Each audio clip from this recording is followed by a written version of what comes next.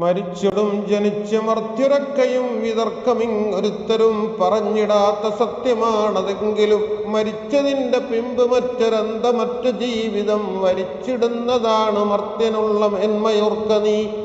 സമർത്ഥനായ സീസറും പ്രസിദ്ധനായ ഹോമറും സമത്വമറ്റ സോളമൻ തുടങ്ങിയുള്ള വിജ്ഞരും അമർന്നുപോയി കാലചക്ര വിഭ്രമത്തിലെങ്കില് നമുക്ക് പിന്നെ എന്ത് ശങ്ക മാറ്റമൊന്നുമില്ലതിൽ.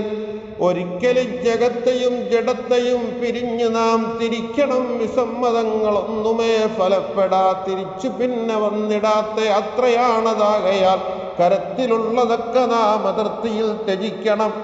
ഇഹത്തിലെ ധനം സുഖം യശസ്സും അഭിജാത്യവും വഹിച്ചു കൊണ്ടുപോകയില്ല മർത്യനന്തി യാത്രയിൽ.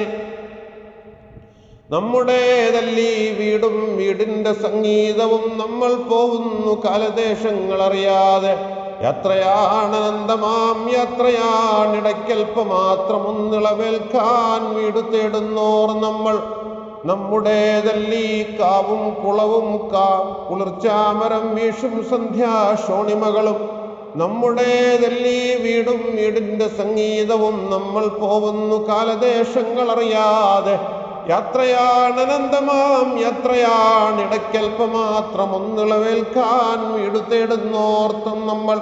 സമർത്ഥനായ സീസറും പ്രസിദ്ധനായ ഹോമറും സമത്വമറ്റ സോളമൻ തുടങ്ങിയുള്ള വിജ്ഞരും അമർന്നുപോയി കാലചക്ര വിഭ്രമത്തിലെങ്കില് നമുക്ക് പിന്നെ എന്ത് ശങ്ക മാറ്റമൊന്നുമില്ലതിൽ.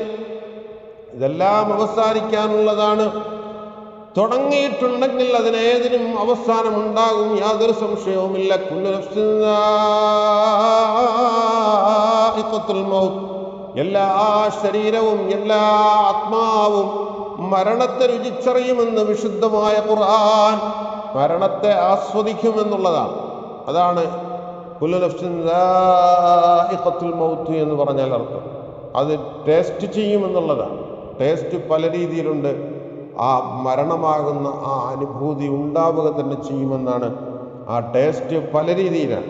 മഹാന്മാരായ ആളുകൾക്ക് അത് മറ്റൊരു രീതിയിലാണ്. പക്ഷേ കുല്ലു നഫ്സിൻ ദാഇഖത്തുൽ മൗത്ത്